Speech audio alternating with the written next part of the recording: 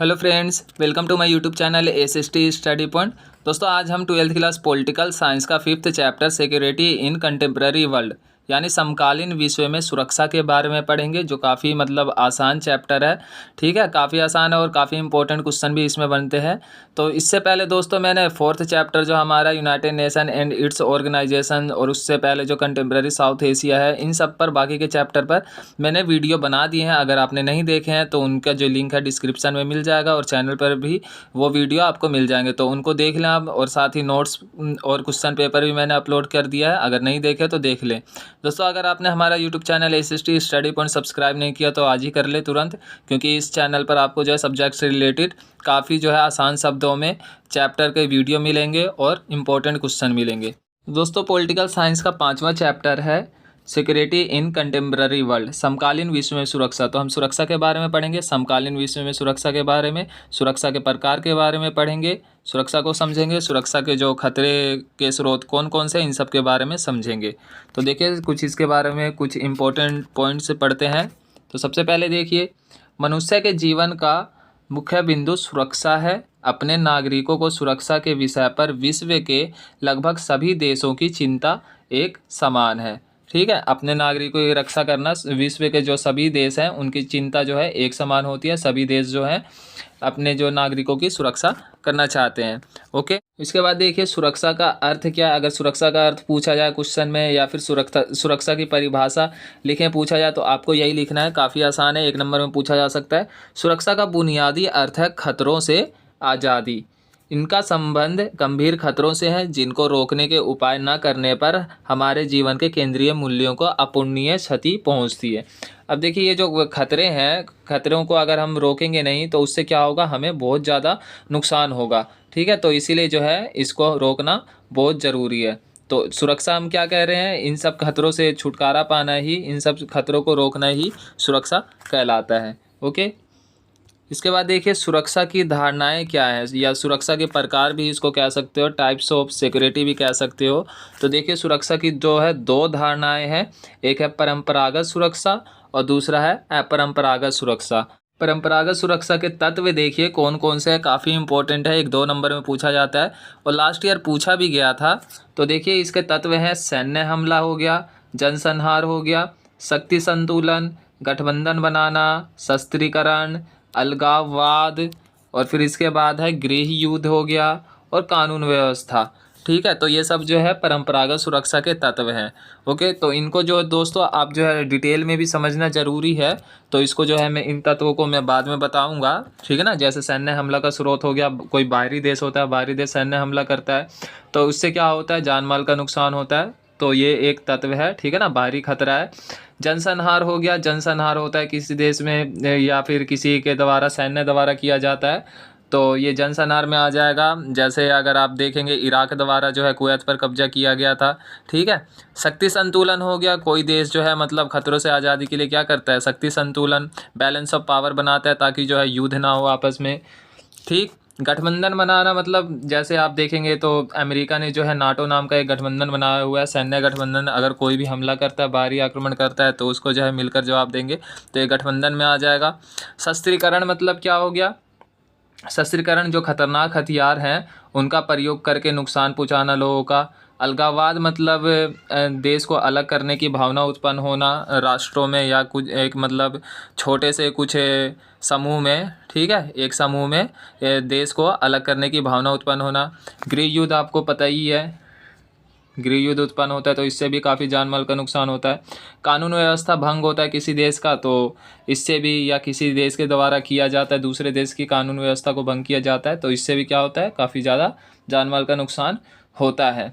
ठीक, तो ये जो है परंपरागत सुरक्षा के तत्व हैं। कोई 2 तत्व लिखना आ सकता है 1 नंबर में, परंपरागत सुरक्षा के 2 तत्व लिखे तो लिखना पड़ेगा आपको इनमें से कोई सा भी। लास्ट ईयर जो है अपारंपरिक सुरक्षा के तत्व लिखने को आए थे। तो अपारंपरिक सुरक्षा के तत्व देखिए कौन कौन से हैं। नवीन चुनौतियां हो गया, नवीन चुनौतियां में काफ़ी सारे हैं। ठीक है ना, जैसे बीमारियां हो गई, आतंकवाद हो गया, पर्यावरणीय संकट हो गया। तो नए नए जो चैलेंज आ रहे हैं, नए नए जो समस्याएं उत्पन्न हो रहे हैं आज वर्तमान समय में, तो वो सब इसमें आ जाएंगे, नवीन चुनौतियां। और ये सब दिया भी है, जैसे आतंकवाद हो गया, नई बीमारियां हो गया, जो खतरनाक बीमारियां जो हैं, एड्स हो गया, सोर्स हो गया, बर्ड फ्लू हो गया, ये सब। जलवायु संकट जैसे ओजोन परत जैसी समस्याएं हो गई, ग्लोबल वार्मिंग हो गई। जलवायु संकट से क्या हो रहा है, ग्लोबल वार्मिंग जैसी समस्याएं उत्पन्न हो रही, तापमान अधिक ज़्यादा बढ़ रहा है पृथ्वी का। तो ये भी जो है नई समस्याएं हैं। अकाल हो गया, किसी देश में अकाल पड़ जाता है, सूखा पड़ जाता है, तो इससे भी जो है काफ़ी नुकसान होता है। तो ये जो है अपारंपरिक सुरक्षा में आते हैं ये सब। फिर महामारियां हो गया, अभी जो आपको पता होगा वर्तमान समय में जो है अभी कोरोना वायरस जो आया था, तो ये एक मतलब काफ़ी बड़ी महामारी थी, जिससे जान माल का काफ़ी ज़्यादा नुकसान हुआ था। अर्थव्यवस्था पर भी, सभी देशों के अर्थव्यवस्था पर इसका काफ़ी ज़्यादा प्रभाव पड़ा था। तो ये जो है काफ़ी इम्पोर्टेंट है, और ये जो है अपारंपरिक सुरक्षा में है। अगर पूछा जाए कि अपारंपरिक सुरक्षा के 2 तत्व लिखे, तो आप कोई सा भी लिख सकते हैं। जैसे एक आतंकवाद लिख सकते हैं, नई बीमारियां लिख सकते हैं, या जलवायु संकट लिख सकते हैं। ओके, तो ये जो है काफ़ी इम्पोर्टेंट है। इसमें जो है आप ये याद कर लें कि कौन सा जो तत्व है परंपरागत में आता है और कौन सा अपारंपरिक सुरक्षा में आता है। कोई सा भी पूछा जा सकता है, इनको डिटेल में भी पूछा जा सकता है, तो इनको आप अच्छे से याद कर लें। इसके बाद देखिए, एक जो है डेफिनेशन एक है सहयोग मूलक सुरक्षा, जो है एक टॉपिक है छोटा सा, इसको आप समझ लें ये होता क्या है। सहयोग मूलक सुरक्षा से अभिप्राय है कि अनेक अपारंपरिक खतरों से सैन्य बल के स्थान पर आपसी सहयोग से निपटा जा सकता है। उदाहरण के लिए गरीबी मिटाने, प्राकृतिक संसाधनों की आपूर्ति बढ़ाने आदि। तो देखिए अपारंपरिक सुरक्षा में क्या आता है, अपारंपरिक खतरे कौन कौन से हैं, जैसे गरीबी हो गया, आतंकवाद हो गया, प्राकृतिक संसाधन हो गया। तो ये सब जो है अपारंपरिक सुरक्षा है, अपारंपरिक सुरक्षा के खतरे हैं। ठीक है ना, अपारंपरिक खतरे हैं। तो ये इन सब समस्याओं से निपटने के लिए हम जो है उसका सैन्य हमला तो कर नहीं सकते, सैन्य तरीका तो अपना नहीं सकते। इससे निपटने के लिए क्या करना है, आपसी सहयोग जरूरी है। पूरे विश्व के देश जो हैं उनको एकजुट होकर इन समस्याओं का सुलझाना जरूरी है। जैसे आतंकवाद हो गया, अब आतंकवाद को क्या सैन्य हमले से थोड़ी हम रोक सकते हैं। इसके लिए जो है विचार विमर्श होना जरूरी है, देशों को मिलकर इस समस्याओं को सुलझाने का प्रयास करना चाहिए। तो सहयोग मूलक सुरक्षा यही कह रहा है कि कुछ समस्याएं जो ऐसी होती है जिनको जो है हम सैन्य हमले से ना सुलझाकर आपसी बातचीत द्वारा सुलझा सकते हैं। ओके, तो ये भी आ सकता है 1-2 नंबर में, इसको भी याद कर लें आप। आगे देखिए क्या है, आगे जो है काफ़ी इंपॉर्टेंट क्वेश्चन 6 नंबर में पूछा जाता है, 6 नंबर या 4 नंबर में। परंपरागत और अपारंपरिक सुरक्षा में अंतर बताना है। परंपरागत सुरक्षा क्या होता है और अपारंपरिक सुरक्षा क्या होता है, इन दोनों में अंतर बताना है। तो इस पे देखिए 4 नंबर में क्वेश्चन कैसे आता है, या तो 2 डिफरेंस पूछा जा सकता है दोनों के बीच में, या तो केवल सिंगल पूछा जा सकता है कि परंपरागत सुरक्षा किसे कहते हैं। ठीक है, 4 नंबर में पूछा जा सकता है इसकी विशेषताएं बताएं, या पारंपरिक सुरक्षा क्या है इसका वर्णन करें, इस तरह का पूछा जा सकता है। और दोनों में डिफरेंस 6 नंबर में भी पूछा जा सकता है। तो देखिए सबसे पहले परंपरागत सुरक्षा क्या है, इसका संबंध राष्ट्रीय सुरक्षा से होता है। पहला पॉइंट क्या है, इसका संबंध जो है राष्ट्रीय सुरक्षा से होता है। ठीक है ना, राष्ट्रीय सुरक्षा जरूरी होता है, और इसके जो खतरे हैं, जो मतलब खतरा आता है वो क्या करता है, राष्ट्रीय सुरक्षा को चोट पहुंचाता है। राष्ट्रीय सुरक्षा के लिए काफ़ी खतरनाक होता है इसके जो खतरे होते हैं परंपरागत सुरक्षा के। इसके अंतर्गत कोई अन्य देश सैन्य हमले की धमकी देकर संप्रभुता, स्वतंत्रता, क्षेत्रीय अखंडता जैसे केंद्रीय मूल्यों के लिए खतरा पैदा करता है। तो देखिए इसमें जो है कोई अन्य देश जो होता है वो सैन्य हमले की धमकी देता है और देश की संप्रभुता, स्वतंत्रता और क्षेत्रीय अखंडता के लिए खतरा पैदा करता है या उन्हें नुकसान पहुंचाता है। इसीलिए क्या हो जाता है, राष्ट्रीय सुरक्षा आवश्यक हो जाता है। ठीक है ना, देश की सुरक्षा आवश्यक बन जाता है। ठीक, इसके बाद देखिए इसमें सैनिकों के साथ साथ आम नागरिकों के जीवन को भी खतरा होता है, वे भी घायल होते हैं या मौत के मुंह में चले जाते हैं। तो इसमें देखिए सैन्य टकराव ज़्यादा होते हैं, परंपरागत सुरक्षा में सैन्य टकराव होता है, बाहरी हमले होते हैं, तो एक दूसरे देश के सैनिक के आपस में क्या होता है, मुठभेड़ होता है, लड़ते हैं, और तो उसमें क्या होता है, आम जनता को भी नुकसान होता है। अभी आपने देखा होगा रूस और यूक्रेन में जो है युद्ध हुआ था, तो उसमें क्या हुआ, केवल सैनिक थोड़ी उसमें घायल हुए, उसमें आम जनता को भी काफ़ी ज़्यादा नुकसान हुआ था। ओके, तो अगर एग्ज़ाम्पल लिखना है तो ये रूस यूक्रेन वाला लिख सकते हैं, ये जो है मतलब अभी ही है, करंट का ही है। ठीक है ना, और अभी चल ही रहा है रूस और यूक्रेन में युद्ध। इसके बाद देखिए परंपरागत सुरक्षा का संबंध आंतरिक सुरक्षा से भी है। जैसे दूसरे विश्व युद्ध के पश्चात नौस्वतंत्र देशों में आंतरिक सैन्य संघर्ष की समस्या अलगाववादी आंदोलन का होना था, इससे भी सुरक्षा को खतरा हो सकता है। तो परंपरागत सुरक्षा जो है इससे जो है मतलब केवल बाहरी नहीं, कहीं ना कहीं आंतरिक सुरक्षा से भी है। जैसे दूसरे विश्व युद्ध के बाद क्या हुआ था, 9 स्वतंत्र जो देश थे उनमें आंतरिक सैन्य संघर्ष देखने को मिला था और अलगाववादी आंदोलन की भावना भी देखने को मिला था। अलगाववादी आंदोलन जो है पता होगा आपको कि मतलब देश में आंदोलन चलना अलग क्षेत्र बनाने के लिए, अपने आप को अलग करने के लिए या देश को अलग करने के लिए आंदोलन चलता है ये। ओके, तो ये था परंपरागत सुरक्षा। अब जो है अपारंपरिक सुरक्षा देखिए क्या होता है। अपारंपरिक सुरक्षा में मानवीय अस्तित्व पर चोट करने वाले व्यापक खतरों और आशंकाओं को सम्मिलित किया जाता है। अगर एक नंबर में पूछा जाए कि अपारंपरिक सुरक्षा क्या है, इसका एक उदाहरण दे, तो इसका जो है डेफिनेशन ये लिख सकते हो, अपारंपरिक सुरक्षा में मानवीय अस्तित्व पर चोट करने वाले व्यापक खतरों और आशंकाओं को सम्मिलित किया जाता है। इसमें जो है मानव को काफ़ी ज़्यादा नुकसान पहुँचाया जाता है। और इसका एक एग्जाम्पल आप आतंकवाद लिख भी सकते हैं। ओके, अब देखिए ये आ भी गया आतंकवाद। इसमें जो है आतंकवाद जैसे विमान अपहरण और भीड़ भाड़ वाले क्षेत्रों पर बम विस्फोट करना सम्मिलित है। तो इसमें देखिए लोगों को नुकसान पहुंचाने के लिए क्या किया जाता है, आतंकवादी तरीका अपनाया जाता है। ठीक है ना, आतंकवादी क्या करते हैं, या तो विमान अपहरण कर लेते हैं या तो भीड़ भाड़ वाले में क्या करते हैं, बम विस्फोट करते हैं। तो इससे क्या होता है, मानवीय अस्तित्व को क्या होता है, चोट पहुंचता है, मानव को जो है काफ़ी ज़्यादा नुकसान होता है, उनमें भय पैदा होता है, उनमें डर पैदा होता है। ओके, उसके बाद देखिए इसमें मुख्यतः जनसाधारण को ही हानि पहुंचाकर उनमें भय उत्पन्न करने का प्रयत्न किया जाता है।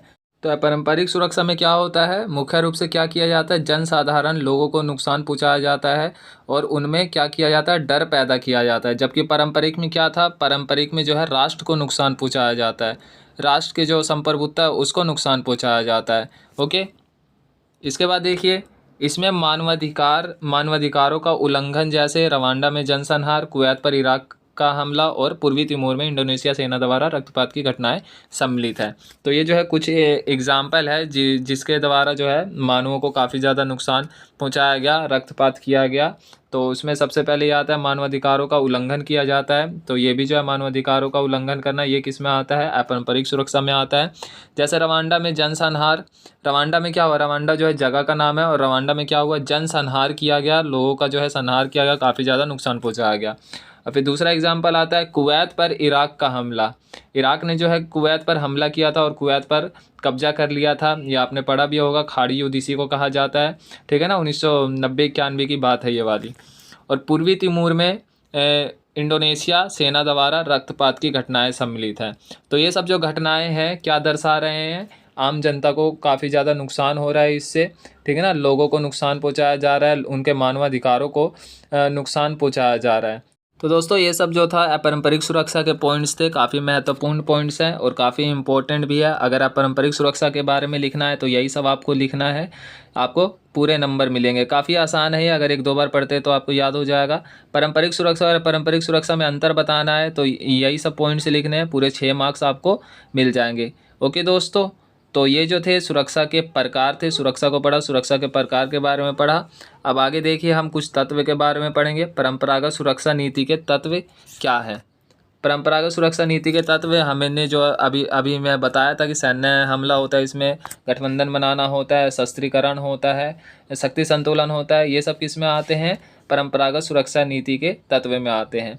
तो देखिए इसको थोड़ा हम डिटेल्स में पढ़ लेते हैं, पूछा भी जाता है, ये 6 नंबर में या 4 नंबर में आ जाएगा डिटेल में लिखने को, तो आपको यही सब लिखना है इसी तरह से।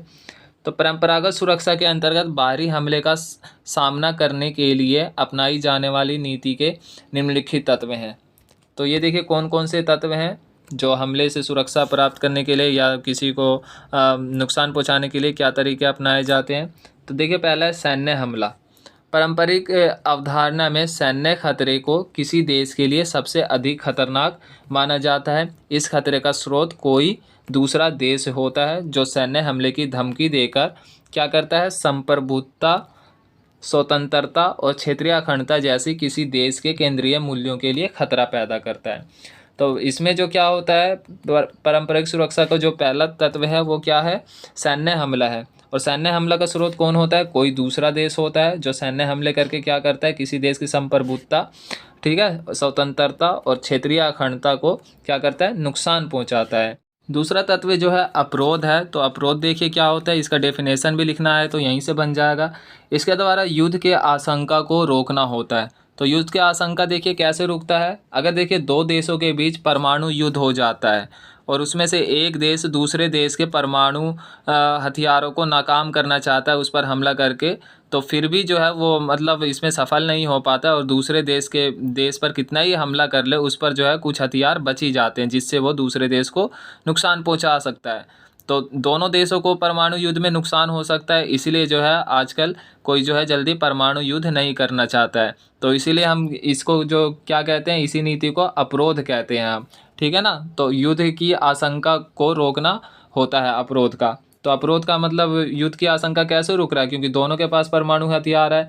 एक देश मान लो हमला करेगा तो दूसरा भी उस पर हमला करेगा तो दोनों को नुकसान होगा। ओके, तो इससे क्या हो रहा है, युद्ध की आशंका जो है, युद्ध होने की संभावना जो है वो रुक रहा है।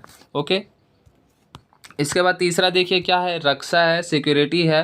रक्षा के लिए युद्ध को सीमित या समाप्त कर दिया जाता है। इसके लिए राष्ट्रीय सेना को प्रशिक्षण दिया जाता है ताकि वह बाहरी खतरों का सामना कर सके। अब देखिए रक्षा सिक्योरिटी, हर देश जो है अपने देश की सिक्योरिटी के लिए, रक्षा के लिए क्या करता है, सेना बनाता है, उसको प्रशिक्षण देता है, सैनिक तैयार करते हैं ना। जैसे हमारे भारत देश का भी जो है क्या है, अपनी सेना है, वायुसेना, थल सेना, जल सेना, ये सब है ना।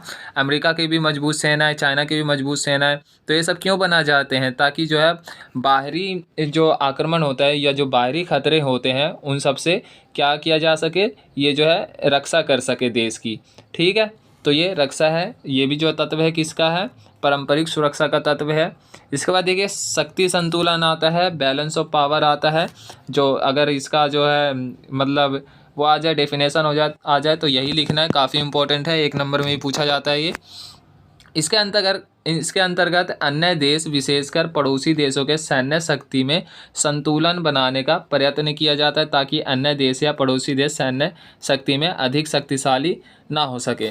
अब देखिए सैन्य जो भी है, पड़ोसी देश हो या फिर कोई भी देश है, आजकल जो है सभी अपने सैन्य शक्ति में वृद्धि कर रहे हैं। एक देश को देखकर जो है वो भी अपने सैन्य शक्ति में वृद्धि कर रहे हैं ताकि उसके बराबरी हम चलते रहें, ठीक है ना। और आपसी जो है युद्ध ना हो सके, एक देश अधिक शक्तिशाली ना बन जाए और मान लो एक देश अधिक शक्तिशाली बन जाता है तो वो दूसरे पर विजय प्राप्त कर सकता है। अब इंडिया और पाकिस्तान में ही देख सकते हैं कि दोनों जो है अपने सेना का जो है रिफॉर्म करते रहते हैं, मजबूत करते रहते हैं। इंडिया ने परमाणु परीक्षण किया तो उसने क्या नाम है, पाकिस्तान ने भी अपना जो है परमाणु परीक्षण कर लिया था। तो इससे क्या होता है, शक्ति संतुलन जो है स्थापित होता है दो देशों के बीच, पड़ोसी देशों के बीच, ठीक है। और एक देश जो है इसमें अधिक शक्तिशाली नहीं बन पाता है। ओके, इसके बाद आता है गठबंधन बनाना। तो गठबंधन बनाना देखिए क्या होता है, पारंपरिक सुरक्षा नीति का 5वां जो तत्व है गठबंधन बनाना है, जिसका उद्देश्य है गठबंधन में सम्मिलित देशों द्वारा सैन्य हमले को रोकना अथवा उससे रक्षा करना है। अमेरिका द्वारा स्थापित नाटो और सोवियत संघ की वार्सा पैक्ट इसके उदाहरण है, ठीक है ना। नाटो और वार्सा पैक्ट जो है गठबंधन के उदाहरण है। दोनों जो थे सैन्य गठबंधन थे। नाटो जो था अमेरिका का सैन्य गठबंधन था और वार्सा पैक्ट जो था किसका था, सोवियत संघ का सैन्य गठबंधन था। तो सैन्य गठबंधन में क्या होता है, मान लो इसमें नाटो में मान लो कोई देश शामिल है, अगर उस पर बाहरी देशों द्वारा हमला होता है तो इस नाटो में जितने भी देश शामिल हैं वो सब मिलकर उसका जवाब देंगे, ठीक है ना। नाटो में देश जो है अभी 30 के आसपास, 28 या 30 के आसपास देश सम्मिलित है। अगर बाहरी देशों द्वारा आक्रमण किया जाता है तो ये सभी देश जो है मिलकर उसका जवाब देंगे। तो इससे भी क्या होता है, मतलब युद्ध होने की संभावना कम हो जाती है फिर। ओके, तो गठबंधन अगर लिखना है और गठबंधन सैन्य गठबंधन का अगर उदाहरण लिखना है तो आप वार्सा पैक्ट और ये जो है NATO, North Atlantic Treaty Organisation जो अमेरिका का था, इसको आप लिख सकते हैं। तो ये जो थे पारंपरिक सुरक्षा के तत्व थे और काफ़ी इम्पोर्टेंट है ये क्वेश्चन भी, तो इसको आप अच्छे से याद कर लें। आ सकता है कि मतलब पारंपरिक सुरक्षा के किन्हीं 3 तत्वों या 2 तत्वों का वर्णन करें या 6 तत्वों का, तो कोई सा भी तत्वों का, अब 6 तत्व हो या 4 तत्व उनका वर्णन कर सकते हैं, ज़रूरी नहीं है यही सब, लेकिन ये सब है सम्मिलित। अभी जो पारंपरिक सुरक्षा के जो तत्व लिखे हुए थे स्टार्टिंग में कम से कम 7-8 थे, तो उनमें से कोई भी आप किसी का भी आप वर्णन कर सकते हैं। ओके दोस्तों। तो दोस्तों आज के वीडियो में हमने सुरक्षा और उसके प्रकार के बारे में पढ़ा। उसके प्रकार में हमने परंपरागत सुरक्षा और अपारंपरिक सुरक्षा पढ़ा। उसके तत्व के बारे में भी हमने पढ़ा। परंपरागत सुरक्षा के स्रोत क्या है, अपारंपरिक सुरक्षा के स्रोत क्या है। काफ़ी आसान शब्दों में लेकर आया था। आई होप कि आपको ये वीडियो अच्छी लगी होगी। तो दोस्तों वीडियो अच्छी लगी हो तो वीडियो को लाइक करें, कमेंट करके बताएं और अगर आप नए हैं तो चैनल को सब्सक्राइब ज़रूर करें। ओके दोस्तों।